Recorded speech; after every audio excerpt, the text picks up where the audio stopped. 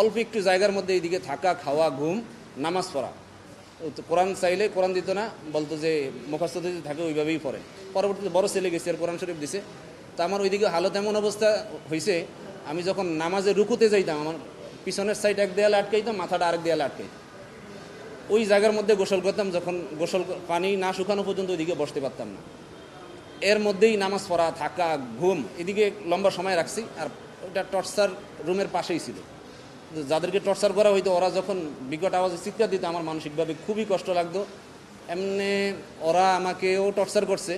বিশেষ করে এই যে র্যাবের এসপি মশিউর নামের একজন ছিল, উনি আমাকে কারেন্টে শর্ট দিছে, দাড়ির মধ্যে হাত ধরে এইভাবে দাড়ি ধরে গেতেছে, তোর দাড়িগুলা কাইটালাম, তোর দাড়িগুলা কাইটালামও, এই তুই কোন দলের সদস্য? তো বলতেছি যে আমার তো দেখলি না, আমি ইস্তেমার দিকে আসতেছি, দাওয়াত তাবলীগের মধ্যে। কয় না, তুই এটা করস না, তুই অন্য কিছু করস। তো বললাম যে ঠিক আছে, আমি যদি অন্য কোনো কিছু করি আপনারা বইলা দেন। লম্বা সময় আটকিয়ে রাখছে যে বইলা দেন কি করি, তাইলে আমি ওইটাই বলবো। কইতেছে না, তুই তোরই কই, তুই এই আর কি।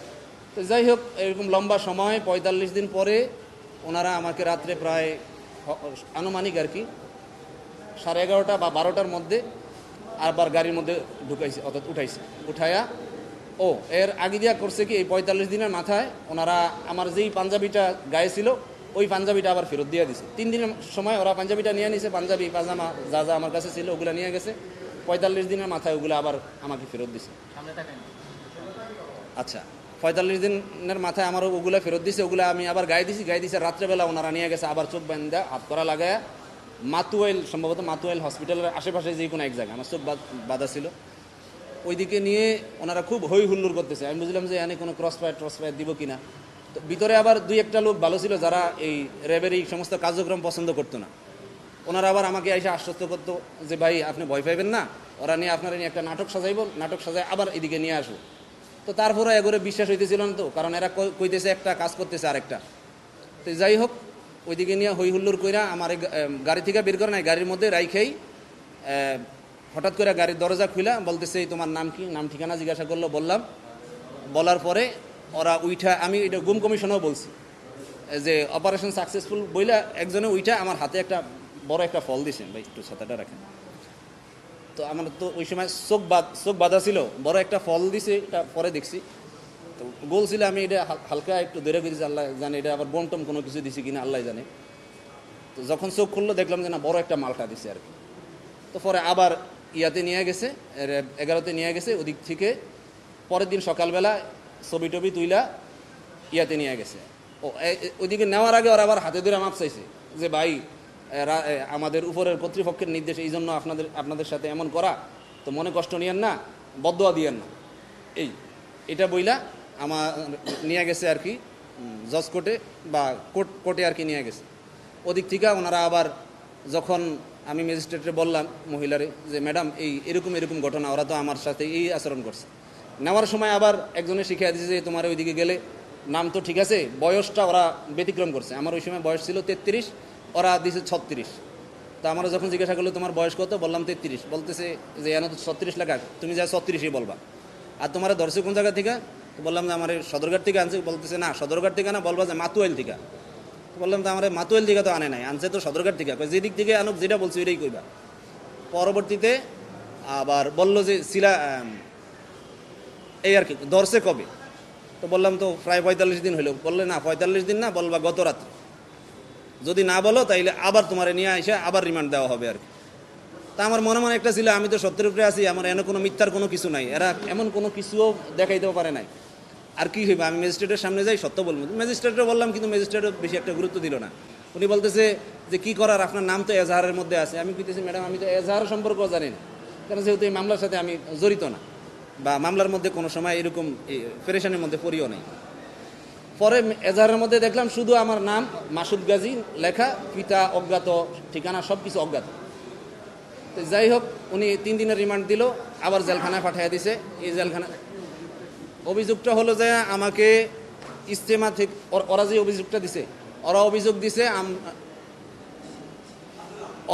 দিছে 2018 সালের সম্ভবত শেষ দিকে বা কোন জায়গায় কোন একটা সময়, অর্থাৎ আমি এবং আমার সাথে নাকি আরও অনেক ছেলেপেলে মিলা আমরা নারায়ণগঞ্জ কি সম্ভবত সিদ্ধিরগঞ্জের কোনো একটা এরিয়ার মধ্যে একত্রিত হয়েছি নাশকতার উদ্দেশ্যে।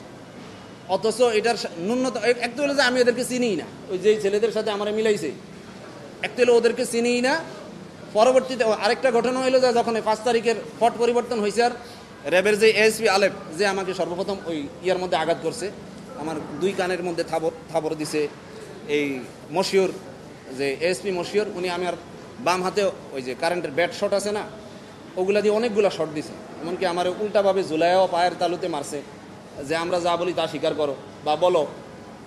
তো এদের আবার ওই যে যেটা বললাম, ওদের মধ্যে কিছু কিছু লোক ভালো ছিল, ওরা পরবর্তীতে আইসা আমার বলতো যে ভাই ওরা যত কথাই কোক আপনি কিন্তু স্বীকার করবেন না, এরা আপনারা ফাঁসিয়ে দিয়া তারা উপরের পদ নেওয়ার চেষ্টা করবো, এই আর কি। 45 দিন ঘুমছিলাম, 45 দিন ঘুমছিলাম। আমার অভিযোগ হলো র্যাব 11-2019 সালে যে সমস্ত কর্মকর্তারা ছিল ওনাদের প্রত্যেকের বিরুদ্ধে অভিযোগ, কারণ প্রত্যেকেই আমাকে জিজ্ঞাসাবাদ করছে, আর প্রত্যেকেই মোটামুটি অনেকেই আমাকে টর্চার করছে। আর এর মধ্যে উল্লেখযোগ্য হলো যে র্যাবের এএসপি আলেফউদ্দিন মশিউর, এই 2 জনকেই আমি চিনি। হ্যাঁ, এই 2 জনকেই আর কি আমি চিনি। এছাড়া অন্যদেরকে হয়তো চেহারা দেখলে চিনবো, এমনি বলতে পারবো এদের বিরুদ্ধে। এখন আমি তাদের বিচার চাচ্ছি, যাতে করে 3-4টা গাড়ির মতোই ছিল। পরবর্তীতে ওরা আমাকে গাড়িতে উঠায় হাত করা পরাইছে। আমার মাথার পাগড়ি খুইলা, আমার মাথায় পাগড়ি ছিল, এই ছবিগুলো আছে আমার কাছে এখনও। তো ওই পাগড়ি খুইলা আমার চোখ বাদ দিছে, চোখ বাঁধছে বাইদা। একজন বলতেছে চলো এই সাভারের দিকে চলো, তো সাভারের দিকে চলো, কিন্তু বাইরে থেকে যে আওয়াজ, আমি কিছুক্ষণ পরে যে আওয়াজ শুনলাম যে এরা ওই চিটাগাং রোডের আওয়াজ দিতেছে, হয়তো গাড়িওয়ালারা ডাকতেছে। তো বুঝছি যে না, এরা সাভারের দিকে নিচ্ছে না, এরা উল্টা দিকে আমার নিতেছে। তো অনেকক্ষণ দীর্ঘক্ষণ ঘুরায়া ঘাড়ায়া অনেক সময়, ওই আমি বলতে পারবো না যে কয়টা বাজে আনুমানিক, বলতে পারবো না। অর্থাৎ ঈশারও অনেক পরে আমাকে আসরের পরে নিল, ঈশার পরে যাই ওনাদের অফিসে গেলাম। তখন অনেক জিজ্ঞাসাবাদ করছে, বিশেষ করে আমার নাম ঠিকানা, আমার সাথে কী কী ছিল ওগুলো সব ওনারা একটা নোট করছে। ওই নোটটা পরবর্তীতে আবার আমাদেরকে দিছে, কী কী ছিল আমার কাছে, আমার আত্মীয় স্বজনদেরকে যেই মালামালগুলো বুঝিয়ে দিছে ওইটাও আমার ফাইলের মধ্যে আছে। পরবর্তীতে ওনারা এই 45 দিন আমাকে, ওনাদের অনেকগুলো সেল আছে, বিশেষ করে র্যাব 11-এর মধ্যে আমি 3 ধরনের রুমের মধ্যে ছিলাম। একটা রুম ছিল আমার অনুমান হিসাবে 2.5 ফিট বাই 6 ফিট, এটার মধ্যে প্রায় 2 ফিটের মধ্যে কমে। কি কথা, তো বললো যে আমাদের সাথে একটু যাইতে হবে আমাদের অফিসে। বললাম লঞ্চ তো ছেড়ে দিতেছে, লঞ্চে উঠেন কথা বলি। বলতেছে না, আমাদের সাথে যাইতে হবে, আপনি এখন না, পরবর্তীতে বাড়িতে যাইতে পারবেন।